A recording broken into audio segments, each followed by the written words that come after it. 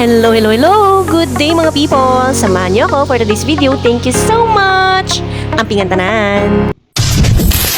Another day, another upload mga people!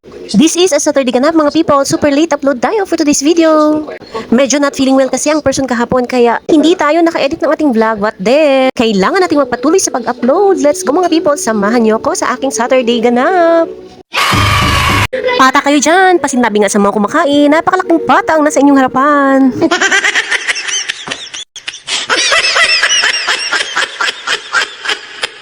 Mabalik nga tayo mga people, it's a Saturday breakfast meal.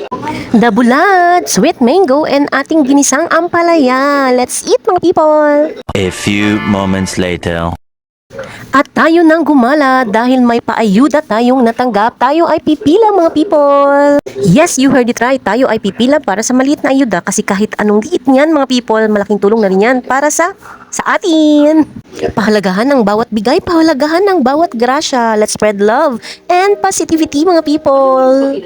Siyempre, as always, shoutout sa aking on-the-go driver, on-the-go rider, on-the-go friend, Urzen. Hello, hello, hello. Let's go! Sadyang napakainit ng araw na ito. Pero dahil nga para may pang Jollibee tayo, let's pila mga people. Hindi ko na nga nakunan ang pagpipila natin. Pero ganun pa man, maraming salamat sa nag-share ng blessing. Maliit na bagay pero malaking tulong para sa iba. Fast forward mga people, pauwi na nga tayo sa mga oras na to. Yes, you heard it right. Pauwi na tayo mga people at dumaan tayo sa super highway tayo dumaan mga people dahil nga napaka-traffic sa main road. Super talaga as in traffic na traffic mga people.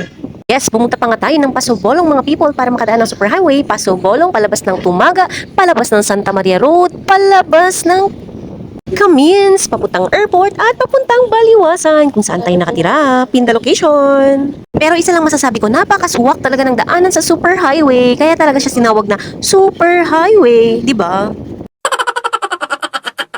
1 hour later. At nakauwi na nga tayo sa oras na to mga people, flexing my 2 kiddos. Sure ko lang, hindi talaga lahat ng bagay binibigay sa atin. May mga oras talaga at pagkakataon na mas ipinagkakaloob nila sa ibang tao or sa mga kapamilya mo.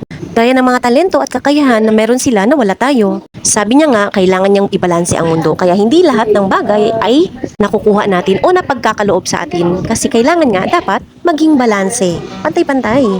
A few moments later. At nakapagluto na nga tayo ng dinner for tonight mga people. Flexing our dinner for tonight. Grilled marinated pork. Thank you so much sa aming tagapagluto. I love you. Maraming salamat po sa araw na ito. Huwag po kayong magsawang manood at makinig. Thank you so much mga people. Ampingan tanan.